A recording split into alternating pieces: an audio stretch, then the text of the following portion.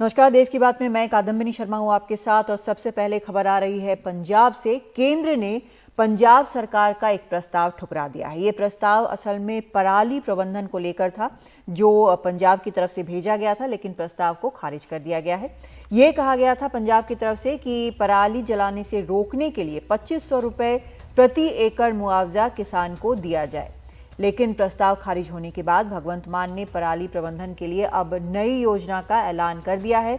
पराली जलाने से रोकने के लिए 1 लाख से ज्यादा मशीनें मुहैया कराई जाएंगी, ये कहना है पंजाब सरकार का, और खुद वो किसानों को ये मशीनें देगी। शरद शर्मा हमारे सहयोगी इस वक्त फोन लाइन पर हमारे साथ जुड़ रहे हैं। शरद, क्या कोई वजह बताई गई जो 2500 रुपए प्रति एकड़ के हिसाब से वाला जो प्रस्ताव था पराली जलाने से रोकने के लिए, उसको खारिज करने का? नहीं, देखिए, वजह तो नहीं बताई गई, लेकिन मूल प्रस्ताव जो था पंजाब की भगवंत मान सरकार का, वो ये था कि कुल 2500 रुपए प्रति एकड़ किसानों को मुआवजा दिया जाए। इन 2500 रुपए में से 500 रुपए प्रति एकड़ पंजाब सरकार देगी, 500 रुपए प्रति एकड़ दिल्ली सरकार देगी, यानी 1000 रुपए ये हो गए, और बाकी जो 1500 रुपए बचे, तो 1500 रुपए प्रति एकड़ जो है प्रति एकड़ के हिसाब से जो केंद्र सरकार है वो दे। तो केंद्र सरकार ने ये जो प्रस्ताव है पंजाब सरकार का, ये खारिज किया है। कोई वजह इसमें अभी तक नहीं पता लग पाई है। तो उसके जवाब में अब पंजाब सरकार ने ये घोषणा की है, खुद भगवंत मान ने, मुख्यमंत्री ने घोषणा की है कि 1 लाख मशीनें जो हैं, 1 लाख से ज्यादा मशीनें जो हैं वो किसानों को मुहैया कराई जाएंगी, और कोशिश की जाएगी कि इस बार जो पराली जलाने से धुआं होता है, आबो हवा खराब होती है, वो ना हो।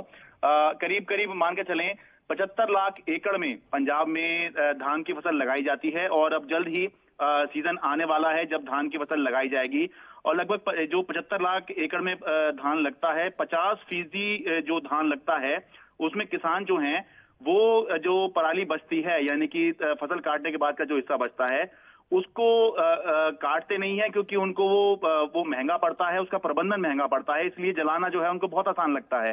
तो इस बार जो नई सरकार है वो ये उम्मीद कर रही है, क्योंकि उसके बाद सामने चुनौती बहुत है, और क्योंकि दिल्ली और पंजाब में दोनों जगह आम आदमी पार्टी की ही सरकार है, तो इसलिए चुनौती ये है कि कम से कम इस बार जो है पंजाब की तरफ से पराली की समस्या ना आए, क्योंकि अभी तक जब समस्या आया करती थी। कब तक ये हो पाएगा? क्योंकि अभी मौसम भी वो आ रहा है जब पराली जो है जब जलाई जाती है तो कई दिनों तक आसमान पर उसका धुआं छाया रहता है, तो एक मौसम की भी बात है और वहां पर बुआई की भी बात हो रही है जैसा आप बता रहे हैं। तो ये कब तक ये इंतजाम होगा, जो मशीनें लाई जाएंगी उसका इंतजाम कब तक होगा?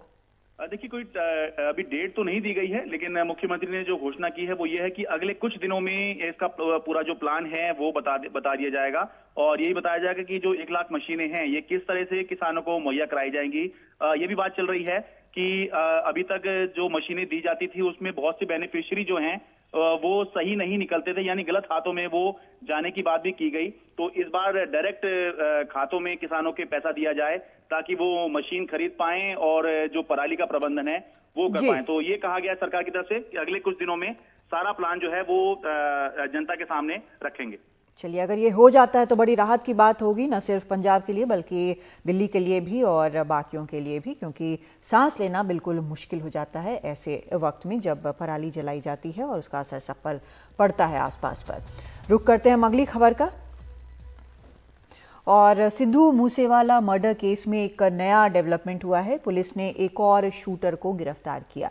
शूटर दीपक मुंडी को गिरफ्तार कर लिया गया है। वारदात के बाद से ये शूटर फरार था, और इसके बारे में और जानकारी के लिए हम सीधा रुख करते हैं हमारे संवाददाता मोहम्मद गजाली का। जी,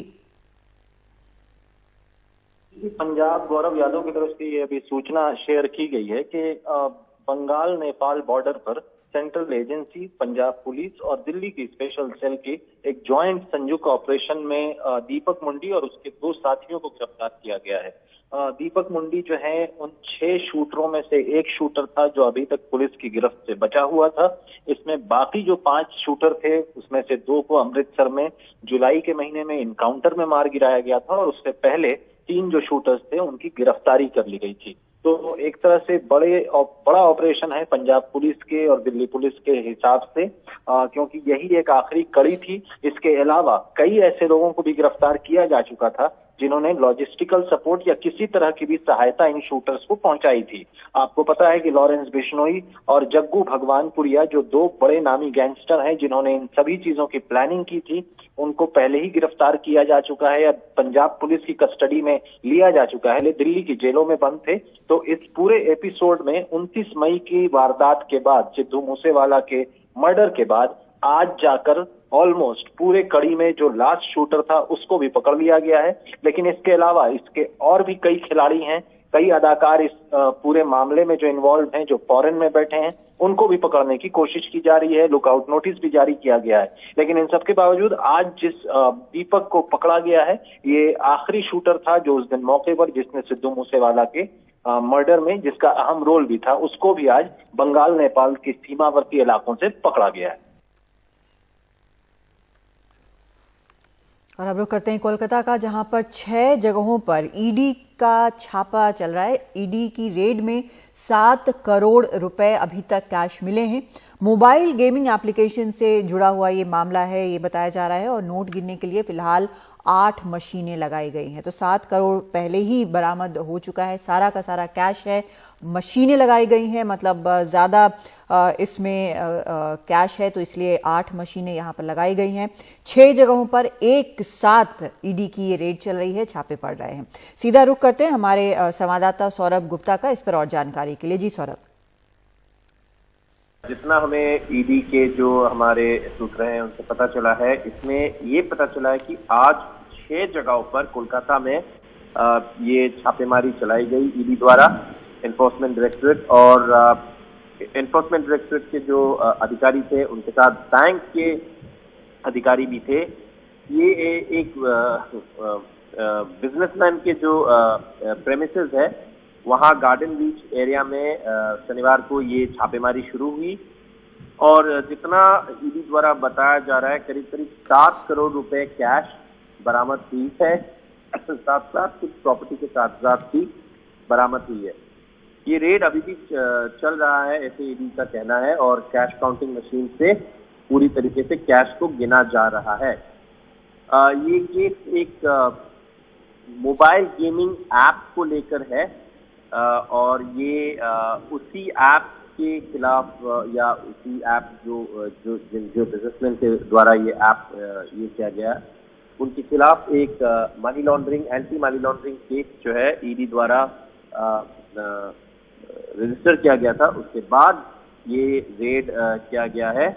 और इसमें ईडी का कहना है कि ये जो गेमिंग ऐप है, ये लोगों को डिफ्रॉड करता था और उसी का जो पैसा है ये बरामद हुआ है, ऐसे ईडी का कहना है।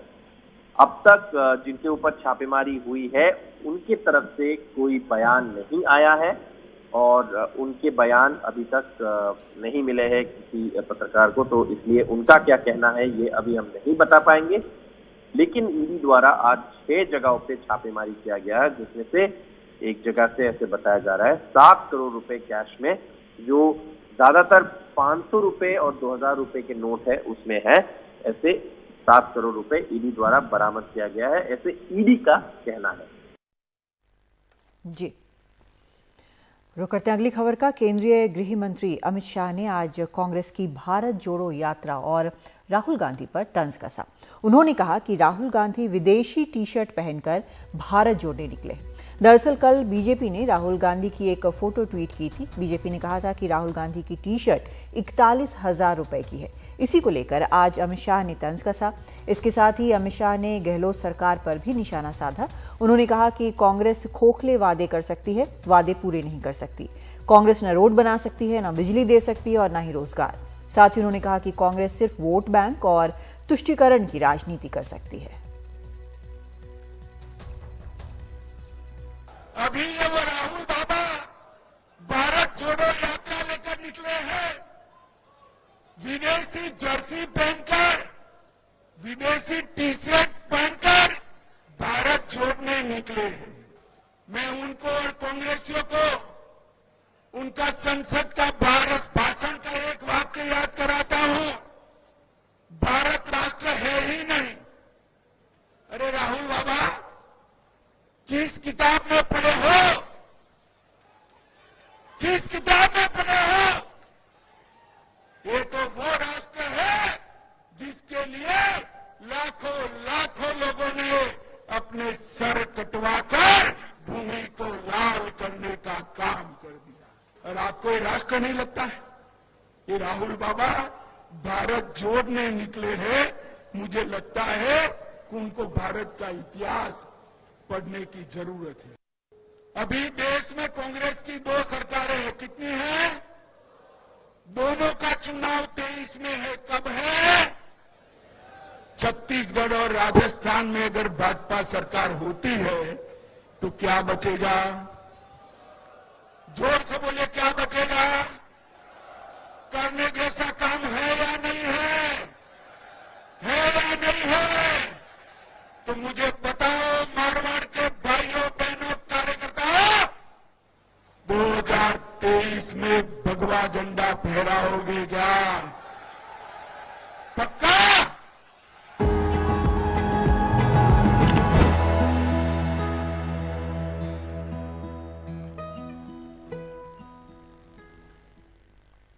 कांग्रेस की भारत जोड़ो यात्रा का आज चौथा दिन है और अब ये यात्रा तमिलनाडु से केरल पहुंच गई है।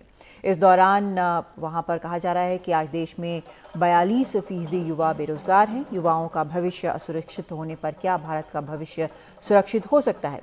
राहुल गांधी ने कहा कि यात्रा उन बेरोजगार युवाओं के लिए ही है। हम युवाओं की नौकरी के लिए ये यात्रा कर रहे हैं।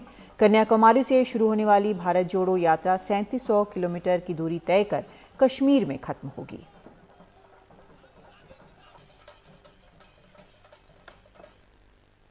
और इस बीच कांग्रेस के 5 सांसदों ने कांग्रेस कमेटी के केंद्रीय चुनाव प्राधिकरण के प्रमुख मधुसूदन मिस्त्री को चिट्ठी लिखी है। चिट्ठी में सांसदों ने पार्टी अध्यक्ष के चुनाव प्रक्रिया को लेकर चिंता व्यक्त की है। साथ ही निष्पक्ष चुनाव न होने को लेकर आशंका भी जताई है। जिन सांसदों ने चिट्ठी लिखी है उनके नाम हैं मनीष तिवारी, शशि थरूर, कार्ति चिदंबरम, प्रद्युत बोरदोलोई और अब्दुल खलीक। शशि थरूर पहले भी ऐसा पत्र मधुसूदन मिस्त्री को लिख चुके हैं। अब हालिया लिखी गई चिट्ठी में सांसदों ने कहा है कि चुनाव को पारदर्शी बनाए रखने के लिए इलेक्टोरल रोल्स की लिस्ट को सार्वजनिक कर देना चाहिए। इस चिट्ठी में यह भी कहा गया है कि वोटर लिस्ट जारी करने की उनकी मांग को गलत तरीके से पेश किया जा रहा है। हम ऐसा सुझाव नहीं दे रहे हैं कि पार्टी किसी भी सीक्रेट डॉक्यूमेंट को सार्वजनिक करे, बल्कि हमारा कहना है कि चुनाव लड़ने वाले संभावित उम्मीदवारों को लिस्ट मिले।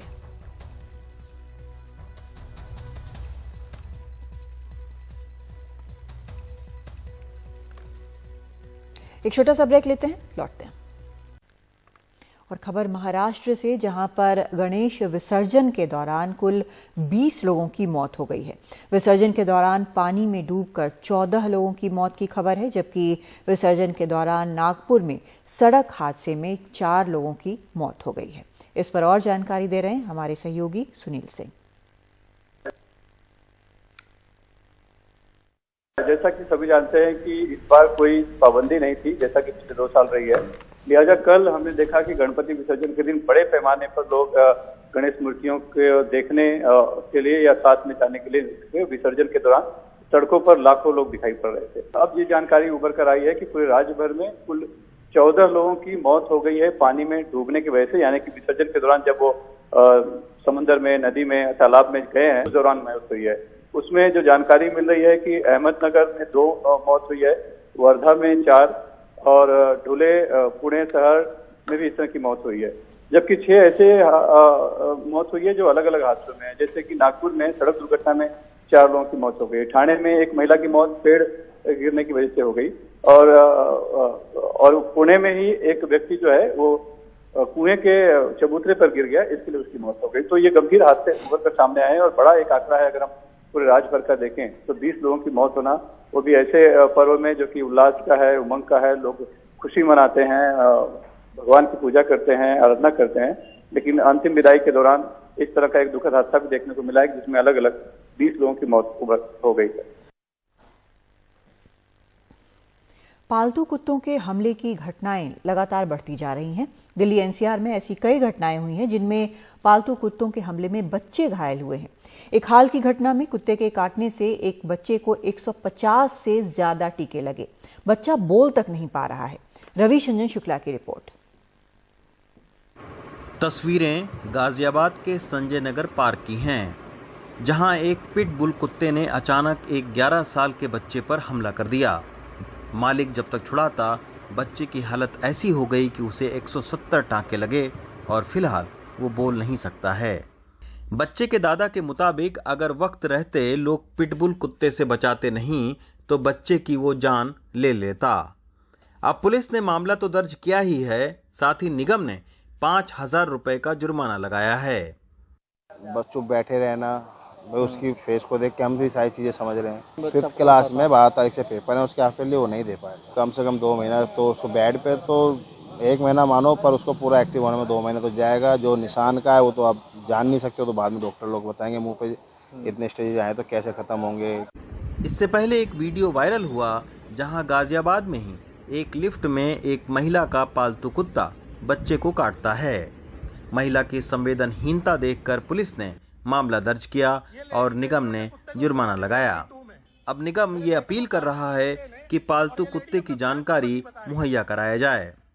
अपने कुत्ते पिटबुल को संजय नगर पार्क में टहला रहे थे, जहां पर उनके द्वारा बहुत ही लापरवाही से उस कुत्ते को अचानक से छोड़ दिया गया और उस कुत्ते ने एक 10 साल के बच्चे पर हमला कर दिया, जिसमें उस बच्चे को गंभीर चोटें आ गई और उसे अस्पताल में भर्ती कराया गया। इस संबंध में तहरीर दी गई और उसका संज्ञान लेते हुए उचित धाराओं में मुकदमा दर्ज किया गया और आगे की वैधानिक कार्रवाई की जा रही है। साथ ही नगर निगम द्वारा ललित त्यागी पर 5,000 रुपए का जुर्माना भी किया गया है। पालतू कुत्तों के काटने के वीडियो देश भर में वायरल हो रहे हैं। जुलाई में लखनऊ में एक 82 साल की बुजुर्ग पर पिटबुल कुत्ते ने हमला किया, उनकी मौत हो गई। केरल के एक छात्र की मौत भी कुत्ते के काटने से हुई है। इतने मामलों के बावजूद न पालतू कुत्तों के मालिक इन घटनाओं से सबक सीख रहे हैं, न ही सरकारी विभाग। लिहाजा आवारा कुत्तों के अलावा अब पालतू कुत्ते लोगों के जान के दुश्मन बन रहे हैं। नई दिल्ली से रविशंजन शुक्ला, एनडीटीवी इंडिया।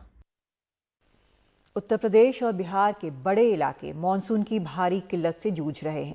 इस वजह से कृषि मंत्रालय के मुताबिक इस साल चावल के फसल की बुआई करीब 38 लाख हेक्टेयर तक घटने का अनुमान है। इसकी वजह से चावल का प्रोडक्शन इस साल 100 लाख टन से 120 लाख टन तक घट सकती है।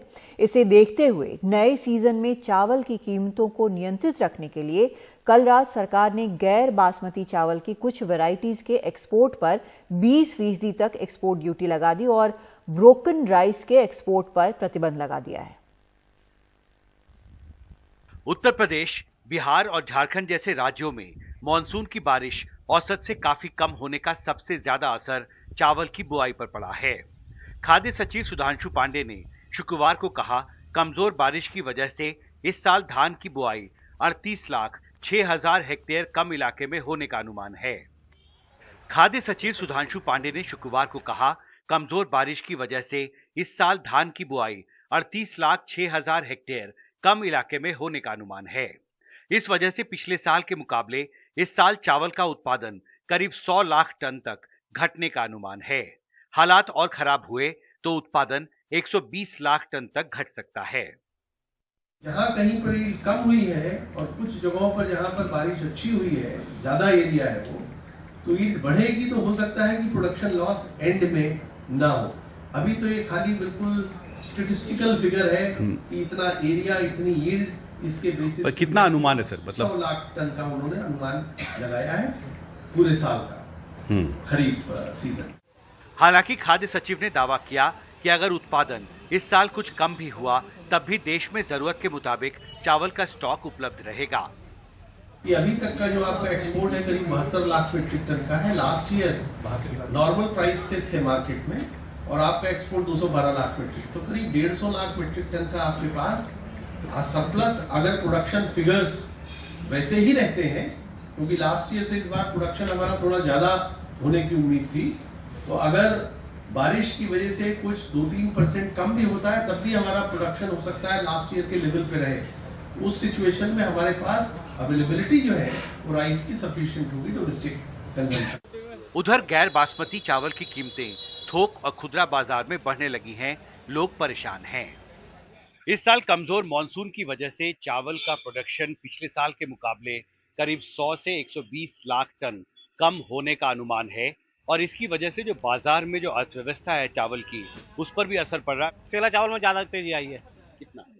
ये जो चावल नॉर्मल चावल थे जो 25-26-27 रुपए किलो थे वो 35 रुपए किलो चावल हो गए और जो 80 रुपए किलो चावल तो फिर 95 रुपए के चावल 95 तक हो गए। हाँ जी, यानी 15 से 20% अलग अलग जो गैर बासमती चावल हैं उसकी कीमतों पर असर पड़ा है। असर पड़ा है, बहुत असर पड़ा है। ये कितने दिन में, एक महीने में? ये एक महीने के अंदर पता नहीं क्या है, पीछे से तो बाढ़ आ रही है, खास चावल नहीं हो रहे, पीछे से यही वजह हो रही है। जो आपके पास ग्राहक आते हैं उनकी तरफ से भी कोई प्रतिक्रिया मिलती है? उनसे क्या कर रोज जी बाजी होती है, कहते कल 30 रुपए किलो दिया, आज 32 रुपए किलो, कल 35 रुपए किलो दे रहे हैं। जी सर, इसका कीमत तो कम करना चाहिए सरकार को। हम सब कुछ मुश्किल हो रहा है इसमें, जो है घर चलाना, किचन चलाना मुश्किल हो रहा है। मुश्किल हो रहा है। जो खाने पीने के सामान है वो महंगे होते जा रहे हैं। जी सर, ये सब महंगा होते जा रहा है।